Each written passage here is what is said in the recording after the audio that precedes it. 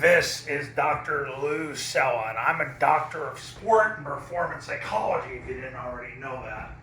Alright, well, I'm going to start off this video. It's a Sunday, it's late afternoon here, and I had a client message me yesterday. He had lost the game by a score of 44-26, and he said, Dr. Cella, can you watch the film of my game and see why we got blown up?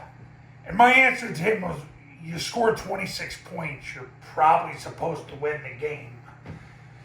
And then I proceeded to tell him really what I've learned in the 15 plus years I've been in business now. Because you got to understand, after working with clients in 47 states, you kind of get the same questions week in, week out for the last 15 plus years, or at least in the aggregate. And I'm going to basically make this video so you understand where things go wrong. Because they all fall into the same four categories. When people aren't successful. Now, let's take what this coach said and put that to the side, because when you score 26 points, when you score 4 offensive touchdowns, you're doing okay. But let's say, for example, the guy that doesn't score anything, or the guy that's struggling to move the ball and has 50 yards of offense in a game, which does happen. All right, so here's basically where the errors happen. You ready? Here we go. Number one. It's a personnel issue.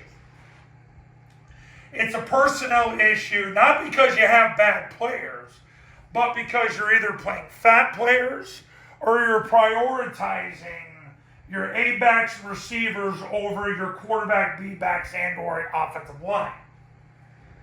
I see so many coaches that want to put their best players at A-back and receiver. And it's going to mess you up because you can't build an offense, especially one where you've accepted that you're the underdog. You can't build it on the exterior. You got to build your offense inside out. Now, this offense is designed to do more with less with the offensive line than probably any offense ever invented, and it's not even close. But the thing of it is, if you're putting your second or third best kid at A-back and your fourth or fifth best kid at receiver, you're going to have issues. The offense has to be built inside out with the guards, the center, the quarterback, the B-back, and then the tackles. And I've made a big deal about this lately, but listen, if you want to know why you're making mistakes, instead of watching 5 hours of film, I can pretty much radically summarize it. It's a personnel thing in terms of people are in the wrong position. I get more questions on positioning than everybody else. Not to make this sound like a Kama Sutra video. But at the same time, I get so many questions about positioning. Just build it inside out.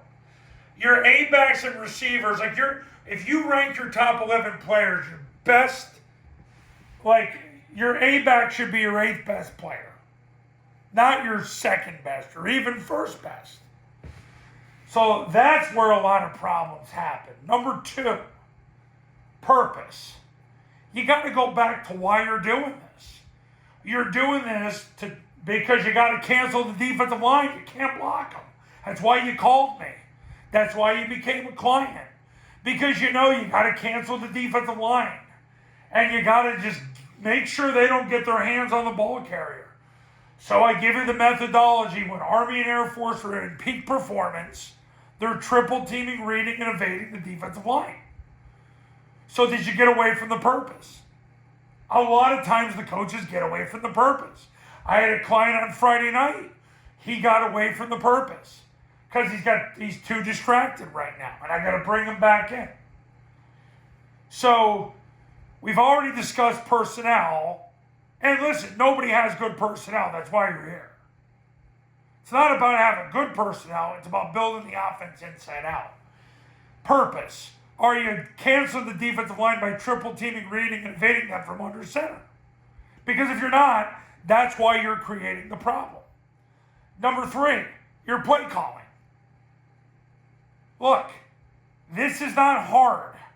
When Air Force and Army are at their peak, notice when I say they're at their peak, I don't believe they're at their peak right now. I don't even think they're close. I think they look like a bunch of limpers right now. But anyway, when they're at their peak, they're running zone dive and they're getting yards, they're running it again.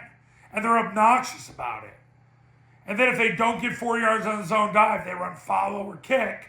And if the C-gap player comes down to take the dive, they run midline triple option.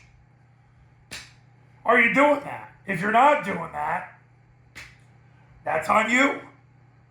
If they blitz you got to run rocket toss. That never seems to be a problem. Very rarely do I ever have a client who's running too little rocket toss. Like that's just not a thing. People run too much rocket toss. They're overdosing on it. Okay, they're going to McDonald's and their appetite should be 20 chicken nuggets and they eat a 40-pack. That's what rocket toss is. They overdose on it. They go to the diner and have 2 pieces of pie when they could have just had 1. I did that on Thursday, by the way. Good pie, though. Point being, they overdose. They overdose on it. So that's one thing I've learned. Next, and finally, practice. And I have to break the play calling and practice barriers. Play calling barriers is people come up with too many solutions for an offense, which leads to a bigger install. That's the first barrier I break. The second one is practice. There's too much appeasement of assistant coaches, so they turn practice into basically a coaching clinic instead of basically running plays, focusing on team fundamentals, and basically focusing on what matters and get you closer to winning. Too many practices are done for the sake of practicing, and they're glorified coaching clinics, bad coaching clinics, might I add, instead of just practicing the game. So they're doing too much at practice, and they're practicing too long.